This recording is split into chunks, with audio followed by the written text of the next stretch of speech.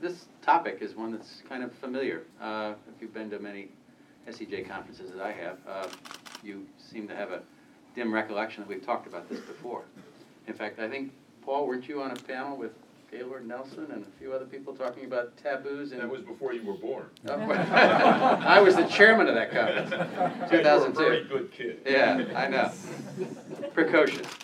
But so we've done this before, and I can remember having a panel in the 90s on covering population. So why don't we get it? I think it's you know, there are a number of reasons why. I wouldn't go so far as to say I think things are they're arguably better than they were before. I think in some respects, and in some others they're worse. And I'll sort of trip through that real briefly here. First, you know, the point about them being better. Journalists and media reports do mention population. I mean, I brought a few examples.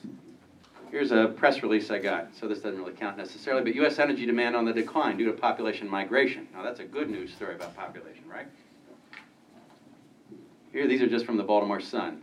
This was in July. The environmental problem the world is loath to address. Guess what it is? Population. This one's written by a conservative columnist that we have, interestingly.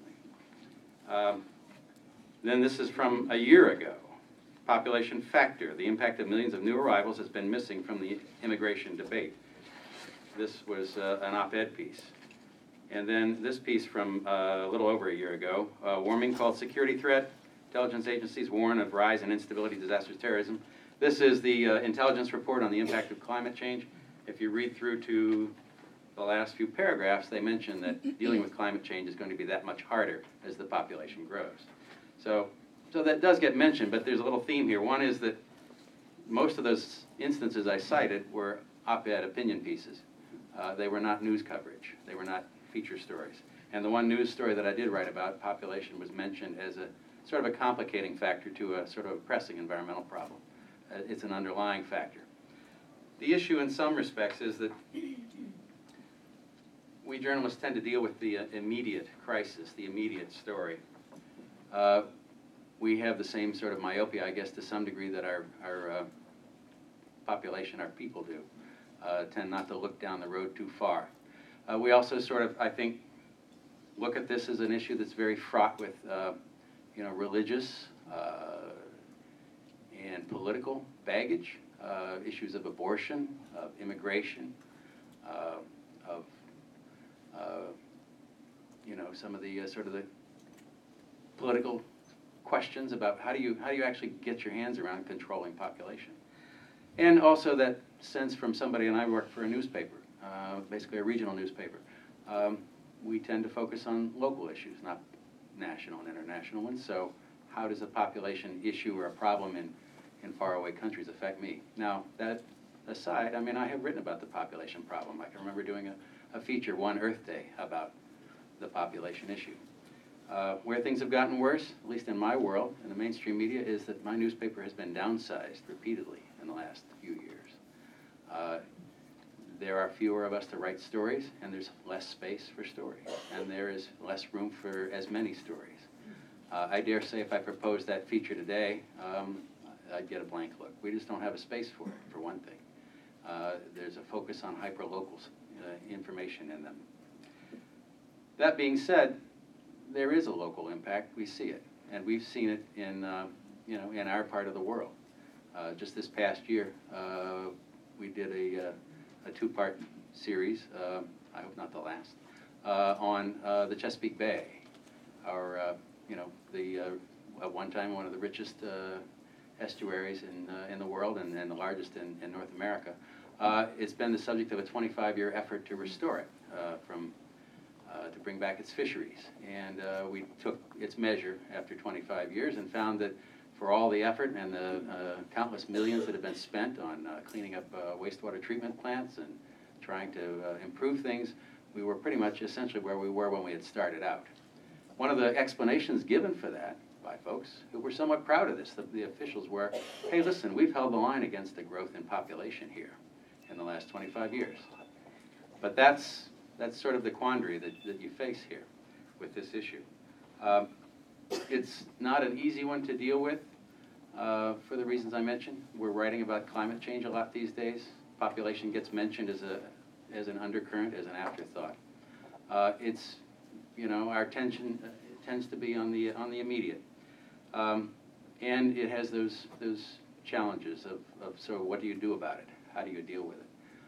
But we're not just, any group of journalists. We're environmental journalists. We write about the environment. It's our task to take issues, and we've done it in other areas, that are slow-moving, slow-developing crises, and examine them and bring them to the fore. So I think it's our constant challenge to continue to try to wrestle with this issue and to deal with it as we can.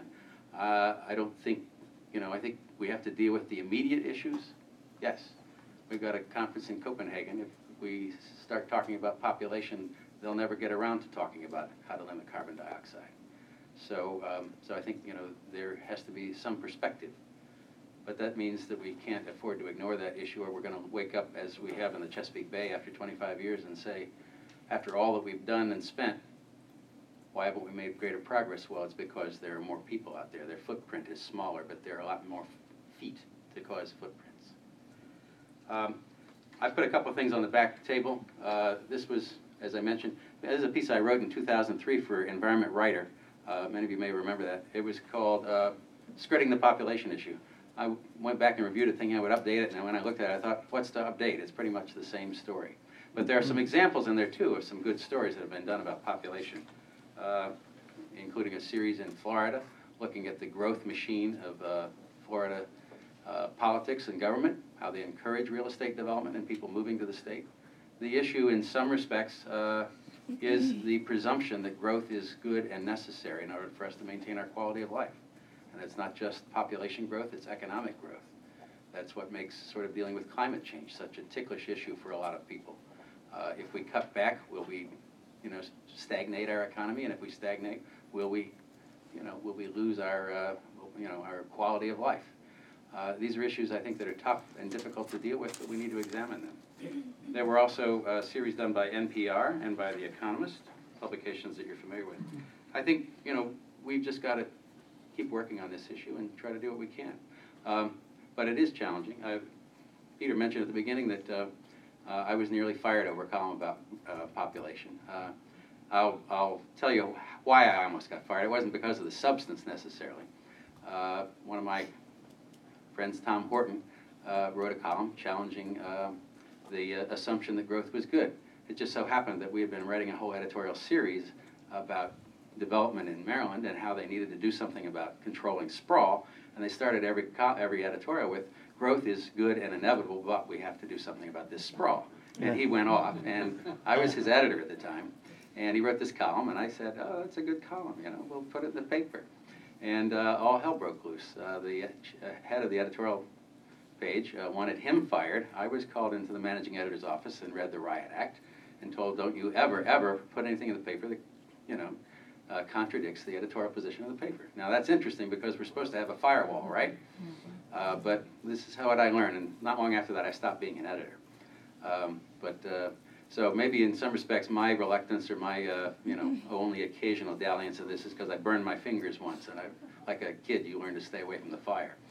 But it's an issue that there aren't a lot of politicians talking about it, not a lot of government officials talking about it, and for a lot of us, when we cover an issue, we look for people to represent the issue, people to talk about it, and there's a silence in the official community about it as well.